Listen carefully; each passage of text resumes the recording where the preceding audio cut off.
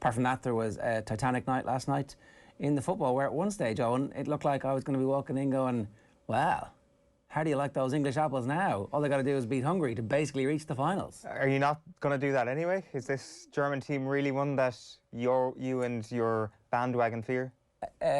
So in 2002, when the World Cup was on and Ireland was riven by the post-Saipan Civil War, the stings in and out of RT's World Cup coverage was an ad for MasterCard. They were the tournament sponsors for the TV, and they had the MasterCard logo is two globes, two balls in different colours. I think one was red and one's yellow, and they turned the two balls into puppets.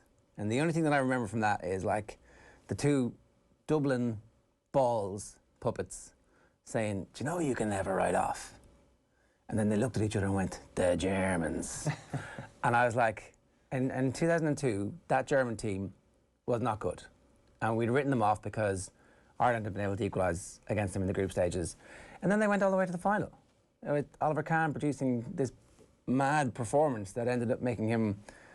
Did he end up stealing the Player of the Tournament award from the real Ronaldo? I'm not sure. But certainly he was in competition for it. And so, that was a team that you could write off. And this is the kind of a team that you could write off, particularly last night when they just completely fell asleep after they'd equalised. It was like, oh, well, this job is done. Thanks very much. We're at home. And who is this crowd anyway? Oh, they just scored again. Can they do that? Are they allowed to do that? How did that happen? So I'm not writing them off. I'm definitely not writing them off. I can't wait for this game. It's like, it's going to be brilliant. Look at all the ghosts that are already shuffling out on the pages of... This is like the immediate post-match reaction in England has been, oh, Jesus Christ. Imagine what it's going to be like after like 3 days of national psychosis, penalty shootouts being replayed, agonising misses from a few inches, dodgy goals looping over goalkeepers, offsides. Like, how many times do you have to watch the video of 1966 to expunge all of the other stuff that's happened in the meantime? A lot. A lot. Like, it has the potential. I'm not sure whether it's the BBC or the ITV who has... The ITV says the dad here, who has the actual rights to the broadcast. But it's going to be one of the most melancholic British television moments of all time, you'd suspect, because, like, I mean, they've shown incredible form so far in dipping into the reservoir of 1996 content. They will dip right back into that reservoir over the next little while and just break the hearts of English people before a ball is even kicked, which maybe is a good thing. Like, I mean, I'm not sure did you catch the opening game against Croatia, but they had this montage of all the English disappointment over the past 25 years, and it was just 3 lines starting to play, and then it stopped, and then it started to play, and they literally played the song 12 times, I'd say, throughout the course of the montage. So I'm wondering, where do they go now from here? Where do the BBC go from here in order to find the right way to tug at the heartstrings of the English public? What piece of music from 1996 could possibly work in this instance? It's like, surely the well is dry on this front. We have seen everything, but I suspect maybe there's more to come. What do you want to happen from this point forward? Stick your post-colonial inferiority complex in your back pocket. Stick your Schadenfreude away for a moment. What do you want from a football perspective? And then you can tell me about the Schadenfreude and the post-colonial inferiority complex revenge fantasy that you have going on. But from a football perspective, what do you want? I guess... I guess the better storyline on a purely footballing level will be England winning and getting to the final, because I think England have a better team than Germany, and England have been better than Germany, I would say, overall in the group stages. Like, England have been average and Germany have been bad, with the exception maybe of the Portugal game where they were actually very good. But last night they were very bad, and I think what England have shown is that they will grind out a 1-0 win against average teams by playing just a little less average than the team that they're up against, because they've got much better players. Germany last night almost got beaten by Hungary. That would not happen to England, this England team, as far as I can see. So, did we underrate Hungary though? Because like, Hungary gave it all to Portugal until the last 15 minutes, and obviously held their own against France, who everybody's like, oh, this France team is the greatest team of all time. Oh, look at this, they're absolutely amazing. They're on the verge of history. And then it's like, and last night they were pretty good. No. Like, I guess so, and maybe we did completely underrate them. I guess maybe the France results probably franks that. I don't know, to be honest. I don't know enough about this Hungary team to know whether or not they're any good or not. I watched them play against Ireland before the tournament started, and they were very poor on that night. That was their big send-off, and that was what we were judging it on. Their best player, Szoboszlai, was not going to the tournament, and we all said that, okay, well, the Hungarians are screwed without their best player, and they will almost certainly finish bottom of the group at 0 points. Last night they'd almost qualified, so maybe they are a lot better, and maybe it's an injustice to Germany, but I think on the balance of things, England go into this game in better form than Germany do. Okay, and then from Schadenfreude, post-colonial inferiority complex, tell me, which point, or how do you want the inevitable calamity that is impending for English football to unfold? Well, who's your favourite fall guy? Well, I'm just thinking here that the BBC should actually just make the montage live, so when Germany have gone 1-0 up, that, like, I mean, they've already dipped into the reservoir of 1996 content. So I was just looking through the 1996 chart here for other stuff that could work perfectly for that montage. So I would probably be going for What Becomes of the Broken Hearted by Robson and Jerome for the montage immediately, and just have it ready at half-time. After Thomas Muller puts Germany up after 8 minutes, and then they subsequently hold on to the lead for 72 minutes, 82 minutes. Robson or Jerome ends up in Game of Thrones, right? It's a good point. I don't know which one, but that definitely rings a bell. Like right up there with the Ed Sheeran kind of comparison. Oh no, this was he was the sidekick.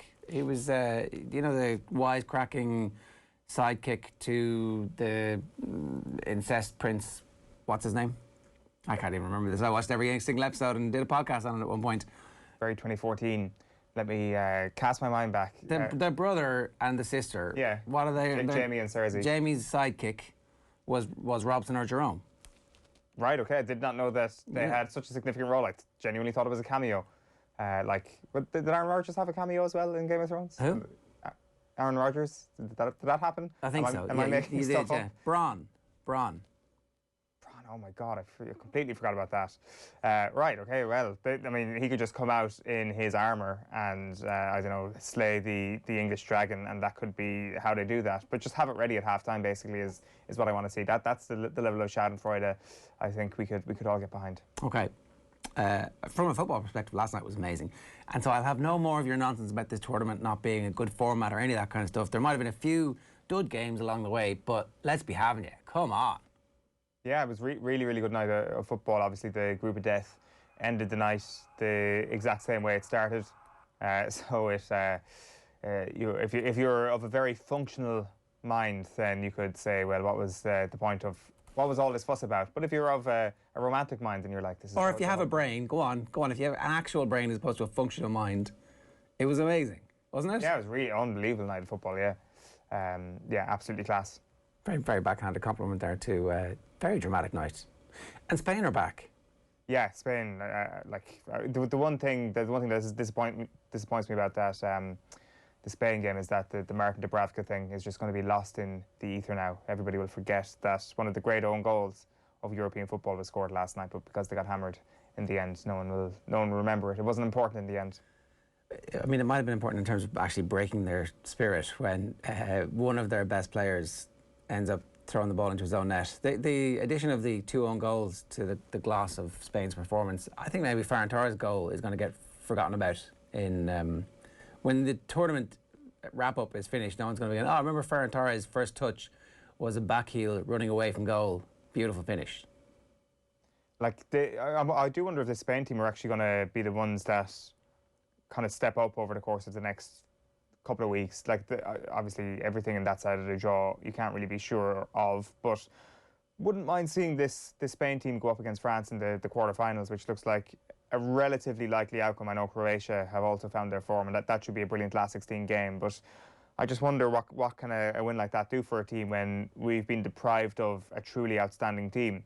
I think that's why, like, I think England are probably going all the way to the final at this point. England versus Netherlands should be a cracking semi-final, but I think if you just look at anybody who's been flawless in this tournament, you're not going to find a single team. So it's beautifully flawed, what we've seen so far, and it's very, very hard to call who's actually going to come out on top now.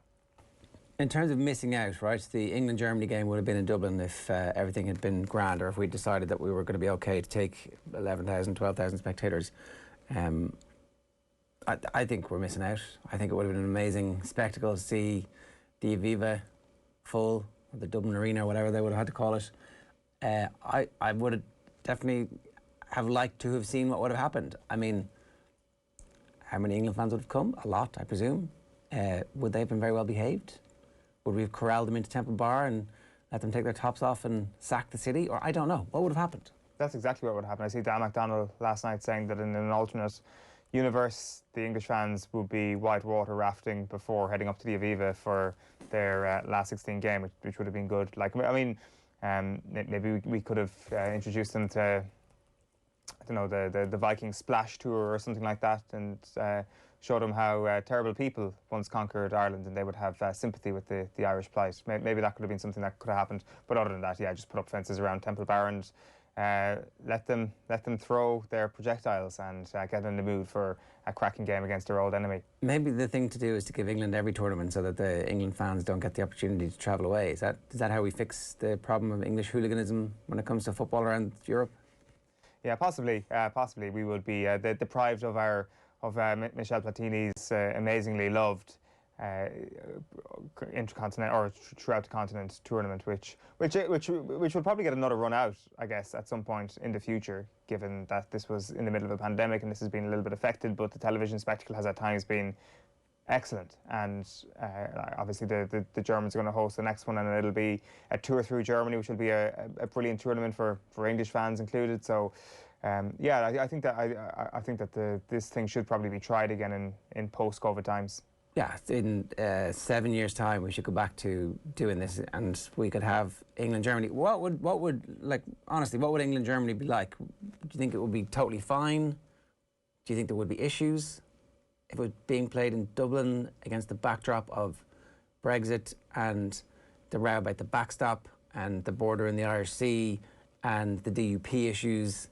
I mean, am I wrong to conflate all these things as being a culturally significant moment, or is it just a game of football between two completely different countries at a neutral venue? Yeah, no, I think that there would have been something. Now, of course, what Ireland's response to that being the petri dish of all of this would have been to send out the finest bartenders and waiters around Dublin to roundhouse kick the head off all the English fans who dare step out of line over the course of the couple of days that involved the England versus Germany game. So there would have been an apt response, but you can't imagine that things would have gone off perfectly. Like probably a little bit of trouble, which would have manifested itself in grim exhibitions, maybe of slight violence on social media. Whether or not it would have escalated into like front page news or something truly horrific, I'm not quite sure. An interesting thought experiment. The policing of it would have been interesting too. I'm sure a lot of videos would have been circulating of the riots in 1995 at Lansdowne Road. Yeah, and I mean, there would have been, like as you point out there would have been an Irish element to this as well. This wouldn't have just been Temple Bar playing host to England fans versus German fans. There would have been, I presume, a lot of Irish people who would have actually had tickets to that last 16 game. That's the thing. I think everybody, there would have been at least a quarter of the stadium filled with Irish people, who I presume would cash in. Tickets going for 10 times their face value already before the hype machine kicked into full overdrive. So that's what they were reporting last night, which means that it could get to who knows how much by the time the actual match comes around.